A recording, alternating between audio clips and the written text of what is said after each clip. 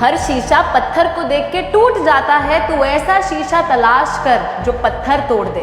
अपनी मुश्किल की घड़ियों में अपने आप को संभाल इतना कि तेरा हौसला देखकर मुश्किल आना ही छोड़ दे। इसी के साथ मैं आपको बताऊंगी कि लास्ट के 15 दिन में हमको करना क्या है। जब सामने आए क्वेश्चन पेपर तो भाई वाओ, क्या ही इजी क्वेश्चन पेपर है। एक बारी जब वो प्लान रेडी हो जाएगा तो चीजें काफी ज्यादा आसान हो जाएंगी। You will not waste your time looking for things to study। फिर बार बार CBSE वाले क्वेश्चन पूछते हैं, write down all of those questions। हर शीशा पत्थर को देख के टूट जाता है, हर शीशा पत्थर को देख के टूट जाता है, तू ऐसा शीशा तलाश कर जो पत्थर तोड़ दे। तू ऐसा शीशा तलाश कर जो पत्थर तोड़ दे। अपनी मुश्किल की घड़ियों में अपने आप को संभाल इतना, अपनी मुश्किल की घड़ियों में अपने आप को संभाल इतना कि तेरा हौसला देखकर मुश्किल आना ही छोड़ दे।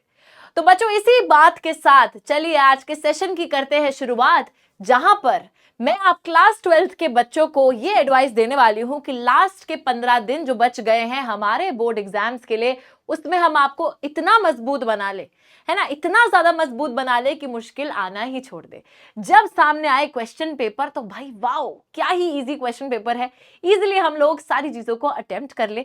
तो चलिए इसी के साथ मैं आपको बताऊंगी कि लास्ट के 15 दिन में हमको करना क्या है।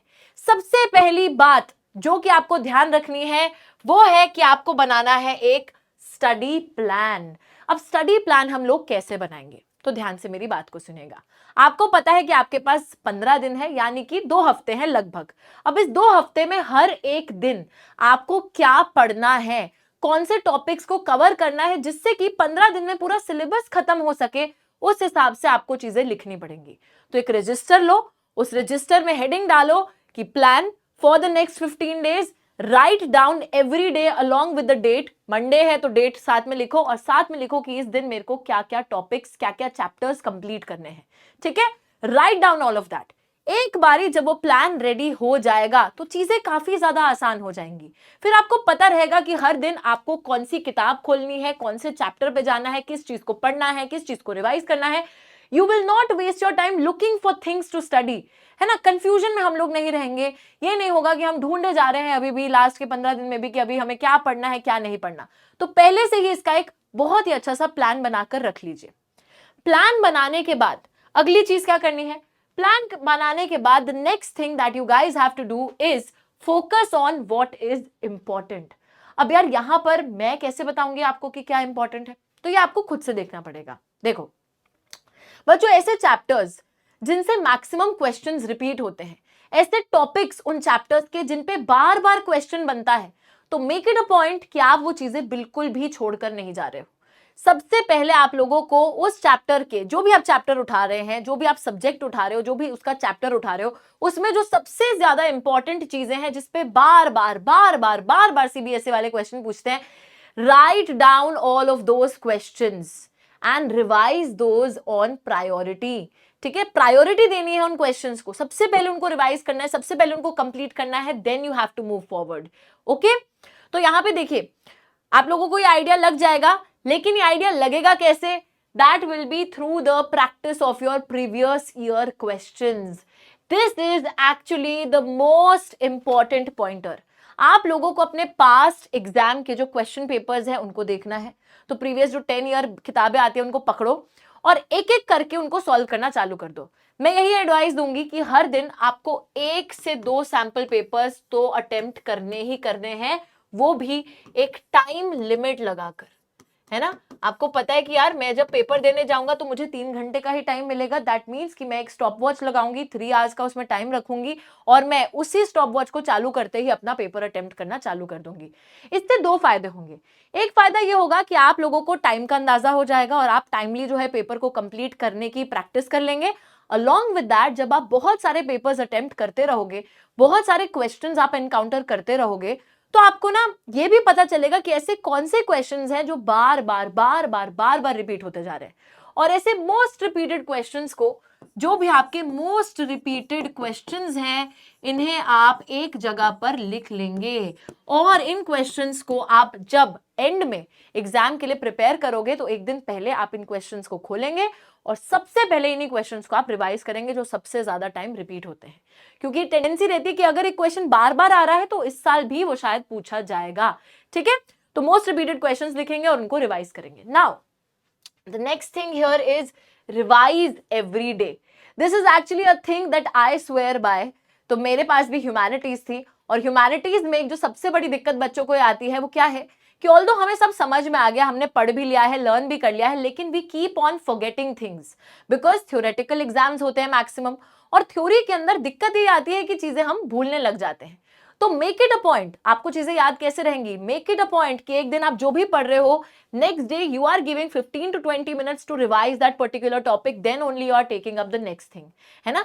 सपोज हो सकता है मैंने एक दिन हिस्ट्री का कोई चैप्टर पढ़ा है, ठीक है, हिस्ट्री का मैंने एक चैप्टर पढ़ा, मेरे को वो चैप्टर मैंने याद भी कर लिया, लर्न भी हो गया।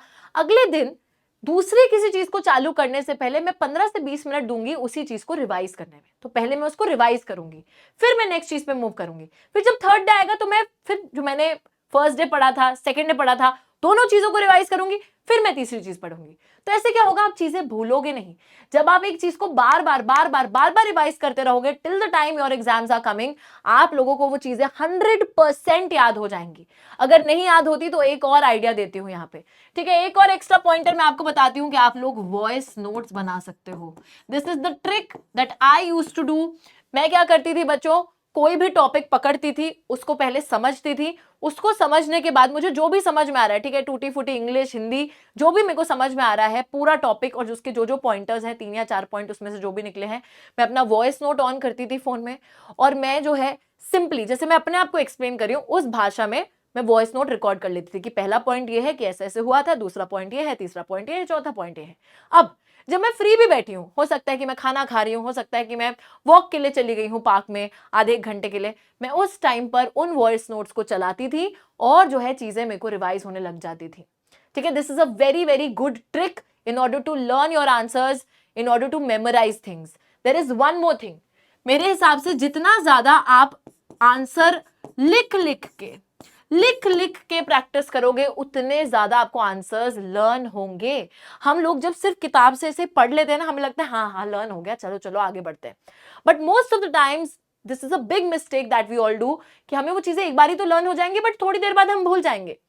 ज्यादा टाइम तक अगर आपको कोई भी चीज रिटेन करके अपने दिमाग में रखनी है तो उसको लिखो, ठीक है, उसको लिखो, उसको पॉइंटर्स में लिखो, जो समझ में आए उसको right it down. If you will write it down I can guarantee कि आपको 80% चीज उसी टाइम लर्न हो गई है, आपको ज्यादा रिविजन की भी जरूरत नहीं है। ठीक है, लिख लिख के प्रैक्टिस करो, along with that voice notes बनाओ, वॉइस नोट से आपको मेमोराइज हो जाएंगी चीजें। ठीक है, और उसी के साथ ऑब्वियसली आपको हर दिन रिवाइज चीजों को करना ही करना है। अगर पिछला जो है पढ़ते जाओगे, आगे चलते जाओगे तो भूलते चले जाओगे, और भूलने वाली गलती हमें बिल्कुल भी नहीं करनी है। ठीक है, और जो एग्जाम का लास्ट डे होता है ना, एक दिन पहले, उस दिन आपको कोई भी नई चीज नहीं पढ़नी है, जो जो पढ़ रखा है उसको सिर्फ रिवाइज करना है पूरे दिन बैठ के। तो मेक इट अ पॉइंट कि यार अगर कल हिस्ट्री का एग्जाम है या कल ज्योग्राफी का एग्जाम है तो उससे एक दिन पहला मेरा खाली है, इस दिन मेरे पास कुछ नया करने को नहीं है, मैं सब कुछ पहले से पढ़ चुकी हूं, और इस दिन मुझे सिर्फ रिवाइज करनी है चीजें, सिर्फ देखने हैं, क्वेश्चंस पे नजर मारनी है, कौन कौन से इंपॉर्टेंट क्वेश्चंस है, क्या मेरे को उसके पॉइंटर्स याद हैं वो मुझे चेक करना है, अगर नहीं याद है तो वॉइस नोट बना के मैं लर्न कर लूंगी। उसी के साथ मेरे को सिर्फ और सिर्फ रिवाइज करना है कि क्या क्या एग्जाम में आने वाला है। ठीक है, तो ये जो है चीज आपको करनी ही पड़ेगी। और लास्ट पॉइंटर जो मैं यहां पर आपको देना चाहती हूं दैट इज टेक ब्रेक्स। यार अगर मैं आपको बोलूं कि अभी के अभी भागने के लिए निकल जाओ, 5 घंटे के लिए भागते रहो, भाग सकते हो? नहीं भाग सकते ना।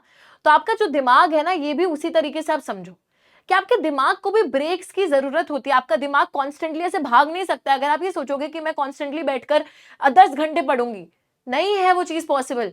Don't over exert your brain. आपको ना इसी से ही सब कुछ रिवाइज करना है, मेमोराइज करना है। ज्यादा इसको इरिटेट करोगे तो कुछ लर्न नहीं होगा, कुछ भी नहीं हो पाएगा। Always make it a point कि if you are sitting to study, make it a point कि आप 1-1.5-2 घंटे के लिए पढ़ रहे हो at a stretch. After that you are taking a break. अब उस ब्रेक में हो सकता है कि आप कुछ खा रहे हैं, आप बैठकर हो सकता है कि थोड़ा सा अपना फोन स्क्रॉल कर रहे हो, ठीक है, ज्यादा टाइम नहीं, आधे घंटे की ब्रेक, 20 मिनट की, आधे घंटे की ब्रेक, उससे ज्यादा ब्रेक नहीं। ठीक है, तो इतना सा ब्रेक दीजिए। उसके बाद आप हो सकता है कि शाम को आधा घंटा वॉक भी करके आ रहे हो, वो टाइम वेस्ट नहीं है, वो सिर्फ आपके ब्रेन को रिफ्रेश करने के लिए, आपको अंदर से रिफ्रेश करने के लिए चीज है। ठीक है, तो आधे आधे घंटे के ब्रेक्स ले लेकर पढ़िए। 2 घंटे पढ़ा, ब्रेक ले ली, 2 घंटे पढ़ा, ब्रेक ले ली। Yes, this is a very effective method. Do not try, ठीक है, ये स्टंट मत पुल करना कि हम 10 घंटे तक लगातार किताब खोल के बैठे हुए हैं। मैं सीरियसली बता रही हूँ, उस 10 घंटे में इफेक्टिव स्टडी आपकी वो 10 घंटे नहीं हुई होगी, उसमें से 3 या 4 घंटे आपने पढ़ाई करी होगी। बाकी टाइम आपका ब्रेन एग्जॉस्ट हो चुका होगा, आपको कुछ भी। ये चीज नोटिस करी होगी आपने कि जब ज्यादा टाइम तक हम लोग पढ़ने बैठते हैं तो होता क्या है, थोड़े टाइम के बाद हमारा दिमाग गिव अप करने लग जाता है कि अब तो कुछ भी याद नहीं हो रहा, अब तो कुछ नहीं हो रहा। That is why breaks are necessary. ठीक है, तो ब्रेक्स ले लेकर पढ़िए। और बच्चों, ये सारी चीजें करने के बाद एक प्लान बनाओगे। प्लान में ना आपको मैंने जैसे सिंपली बताया, जो जो चीजें ऑलरेडी हो चुकी हैं वो आप रिवीजन के लिए रख सकते हो, और जो जो नई नई चीजें आपको करनी है, जो शायद अभी तक रिमेनिंग चीजें हैं, उनको आप लिख लीजिए, ज्यादा टाइम डिवोट करो। हो सकता है कि आपकी इकोनॉमिक्स जो है वो हो चुकी हो, हिस्ट्री, जो पॉलिटिकल साइंस है ये सब रह गई हो, तो जो चीज रह गई है उसको ज्यादा टाइम दीजिए, जो चीज हो चुकी है उसको कम टाइम दीजिए, सिर्फ रिवीजन का टाइम दीजिए। ठीक है, इस तरीके से एक इफेक्टिव स्टडी प्लान बनाइए। ब्रेक्स लीजिए, प्रीवियस ईयर क्वेश्चंस अटेम्प्ट करिए, रिवाइज कीजिए चीजों को, जो मोस्ट इंपॉर्टेंट चीजें हैं उनको लिख कर रखिए, उनको जो है एंड डे पर आपको जो है पढ़ना है अगेन। तो इस सारी की सारी चीजें करनी है, टेंशन बिल्कुल भी नहीं लेनी है, इस तरीके से पढ़ना है कि मुश्किल जो है वही घबरा जाए, लौट कर चली जाए। ठीक है, तो एक बिल्कुल पॉजिटिव माइंड के साथ एग्जाम्स को देने जाना है। And all the best to all of you. I know कि आप लोग बहुत अच्छा परफॉर्म करेंगे। Thank you so much, bye bye guys, take care.